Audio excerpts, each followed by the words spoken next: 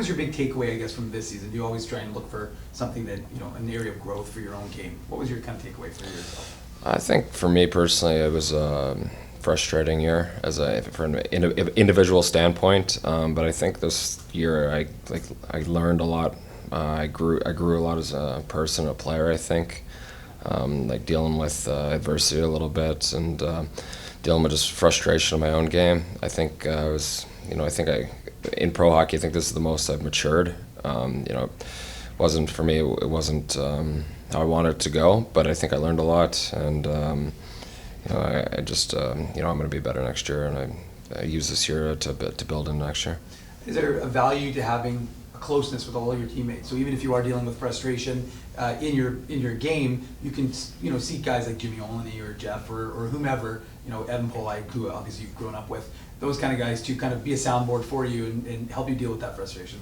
Yeah, absolutely. I mean, it was still a very enjoyable year because we have a great group of guys, and that makes it a lot easier when when individually you're not providing the team what the team needs you to provide, but to have that group and the locker room and that we have, it was a very enjoyable year, and I have a lot of great teammates. I wish I could have done more for the team, for sure. I'm disappointed with that, but I'm proud of the group and just the teammates that I have.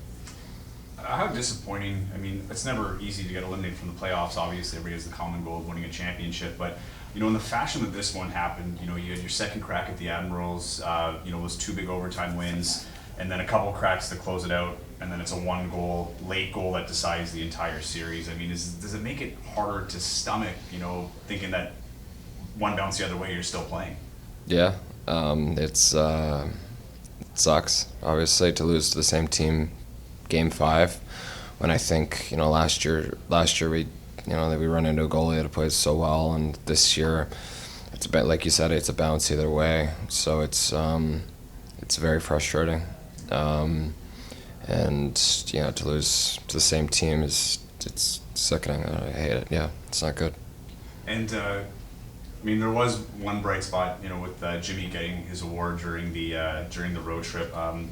You've played with him, I guess. First, just playing with Jimmy, as a player, as a captain, I'm sure as a friend. I mean, what makes him, I guess, special to this team? That makes him a good captain. What can you say about him that makes him such a key part of this organization?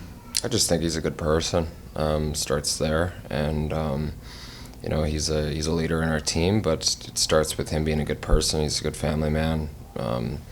Has a great family, and he carries it over to the rink. And he's just I find with a lot of the guys that have kids, they get a little bit more perspective than some of us who are just living our own lives kind of. But I just think he's just. Brings a great attitude every day, and is a humble guy, and he, even getting that award, it wasn't, he didn't make it about him. He tried to make it about everyone else. So he's just a good person first and foremost. So that's what he said too. He's like, when we were interviewing him earlier about how there's a lot of people behind the scenes, but to be part of that presentation, he said he thought it was a video thing, and then he gets to. He's told in front of his entire team. What was it like to be part of that and to see him, get that recognition league-wide, and seeing the Moose and him bringing the Moose to that sense on the the league scale for what he does off the ice? Yeah, I was very surprised. I'm not really up to date with the social media that much, so I didn't even know